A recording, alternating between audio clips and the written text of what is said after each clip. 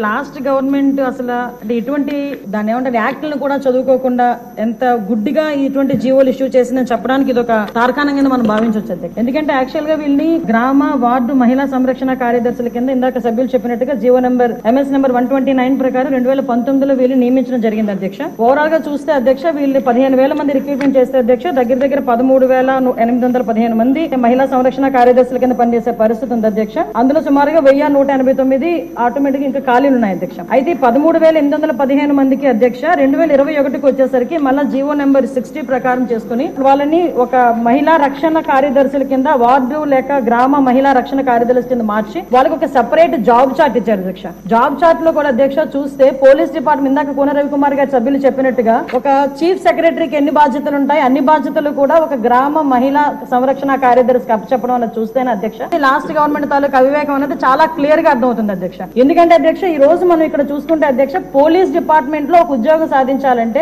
వాళ్ళు శారీరక దారుఢ్య పరీక్షలు వాళ్ళు నెగ్గాలి, రిటర్న్ టెస్ట్ వాళ్ళ ఎగ్జామ్ పాస్ అవ్వాలి, 9 months ట్రైనింగ్ కఠోరమైన ట్రైనింగ్ ఉంటుంది అధ్యక్ష.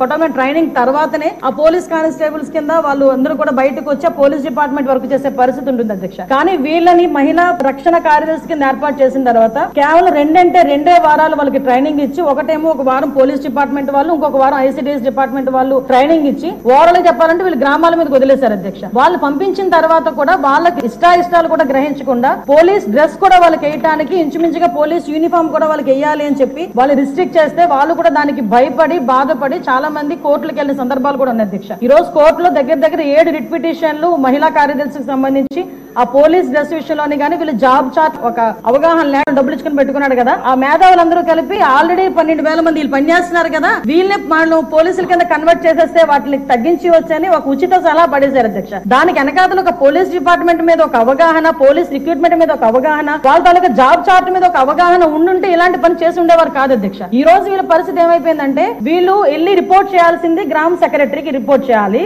వీళ్ళ అడ్మినిస్ట్రేటివ్ పవర్స్ ఎక్కడ ఉంటాయంటే పోలీస్ డిపార్ట్మెంట్ దగ్గర ఉంటాయి, వీళ్ళకి జీతం ఇచ్చేదేమో MPDO, లీవ్ ఇచ్చేదేమో MPDO, మళ్ళా తిరిగి ఒకవేళ ట్రాన్స్ఫర్ అవ్వాలంటే డిపార్ట్మెంట్ కలెక్టర్ దగ్గరికి వెళ్ళాలి అధ్యక్ష. అంటే వీళ్ళకి సంబంధించి ఒక అథారిటేటివ్ ఆఫీసర్ ఒకరు కూడా లేక ఇన్ని డిపార్ట్మెంట్స్ తో పోనీ పైకి వచ్చిన తర్వాత పని చేద్దామంటే వీళ్ళు తాలూకా అంటే పైచ్యం ఎంత పెరిగిపోయిందంటే లాస్ట్ గవర్నమెంట్ కి వీళ్ళ చేతే తక్కువ జీతాలు ఇచ్చి ఎక్కువ పని చేయించుకుందామని క్రైమ్ ఆఫ్ ఎఫెన్స్ దగ్గర కూడా కాపాడడానికి కూడా వీళ్ళు తీసుకెళ్లాలంట, నాన్ బెయిలబుల్ వారెంట్లకు సంబంధించి వీళ్ళు సపోర్ట్ చేయాలంట, అక్కడికి వెళ్లి మహిళా సంరక్షణ కార్యదర్శుల కింద మహిళా రక్షణ కార్యదర్శుల కింద అక్కడ ఉన్న అవగాహన కల్పించడం లేకపోతే ICDS సంబంధించి ఏదైనా మిడ్ డే మీల్స్ చూడడం అంతవరకు ఓకే. ఆఖరికి పోలీస్ డిపార్ట్మెంట్ కి వాళ్ళ ఇన్వెస్టిగేషన్ లోని కూడా వీళ్ళు హెల్ప్ తీసుకుని చేసుకునే పరిస్థితి కనిపించింది. లాస్ట్ గవర్నమెంట్ లో చాలా మంది మాతోనే మొరపెట్టుకున్నారు అధ్యక్ష. మేము ప్రతిపక్షంలో ఉండేటప్పుడు పోరాటాలు చేసేటప్పుడు మమ్మల్ని ఆపడానికి ఈ మహిళా కానిస్టేబుల్ తో పాటు మహిళా పోలీసులు కూడా పంపించేవారు. మేము అడిగే వాళ్ళు మీరెవరమ్మా మహిళా పోలీసా మహిళా కానిస్టేబుల్ అంటే మహిళా పోలీస్ అండి అని. ఇందులో విషయం ఏంటంటే అధ్యక్ష చాలా మంది ఏస్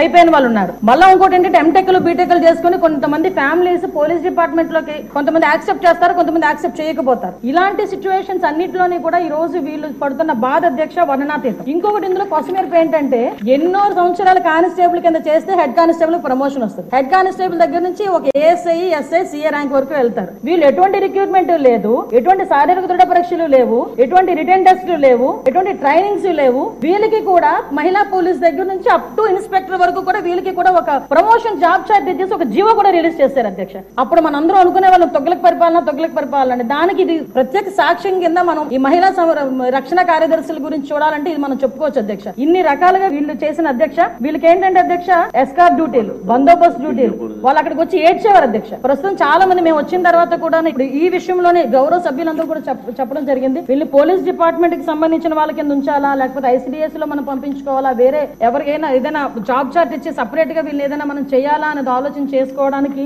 ఒక సుదీర్ఘమైన చర్చ అయితే జరగాలి అధ్యక్ష. మేము చర్చిస్తాం అధ్యక్ష. నా అప్పీల్ ఏంటంటే ఇక్కడ గౌరవ సభ్యులందరూ ఉన్నారు, గౌరవ సభ్యులందరూ కూడా ఈ విషయంలోనే మనందరికీ కూడా అవగాహన ఉంది. ఈ గౌరవ సభ్యులందరూ కూడా ఈ విషయంలో ఈ మహిళా కార్యదర్శుల విషయంలో మనం ఏం చేస్తే వాళ్ళ సేవలు వినియోగించుకునేటట్టుగా ఉంటుందో గౌరవ సభ్యులు ఎవరైనా లిఖిత పూర్వకంగా మాకు సూచనలు సలహాలు ఇచ్చినా దాన్ని బేస్ చేసుకుని అదే విధంగా మనం డిపార్ట్మెంట్ వాళ్ళతో కూడా చర్చించి దీని మీద నిర్ణయం తీసుకుని యాజ్ ఎర్లీ యాజ్ పాసిబుల్ మహిళా సంరక్షణ కార్యదర్శులకి ఒక జాబ్ చార్ట్ ఇస్తామని చెప్పి మీ ద్వారా సభకు తెలియజేసుకుంటున్నాను అధ్యక్ష.